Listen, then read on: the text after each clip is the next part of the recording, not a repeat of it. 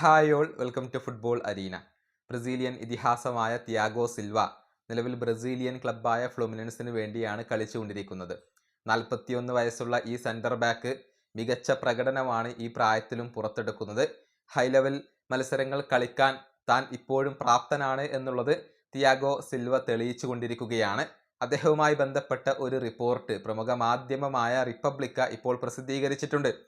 അതായത് യൂറോപ്യൻ കരുത്തരായ AC Milan ഈ താരത്തെ തിരികെ കൊണ്ടുവരാനുള്ള ശ്രമങ്ങൾ നടത്തി തുടങ്ങി എന്നാണ് ഇവർ റിപ്പോർട്ട് ചെയ്തിട്ടുള്ളത്.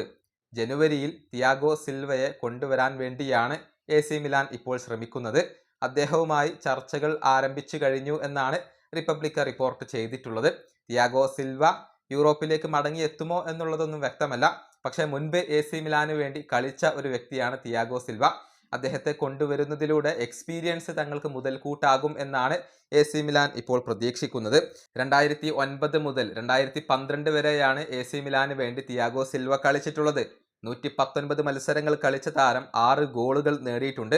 കൂടാതെ അവർക്കൊപ്പം 2 കിരീടങ്ങൾ സ്വന്തമാക്കാനും തിയാഗോ സിൽവക്ക് കഴിഞ്ഞിട്ടുണ്ട്. അതിനുശേഷമായിരുന്നു അദ്ദേഹം PSG പോയത്.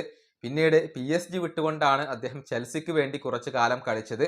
അതിനുശേഷമാണ് ഫ്ലുമിനൻസിലേക്ക് തിയാഗോ സിൽവ തിരിച്ചെത്തിയത്. ഇപ്പോൾ വീണ്ടും അദ്ദേഹത്തെ യൂറോപ്പിലേക്ക് മടക്കി കൊണ്ടുവരാനുള്ള ശ്രമങ്ങളാണ് AC മിലാൻ നടത്തിക്കൊണ്ടിരിക്കുന്നത്.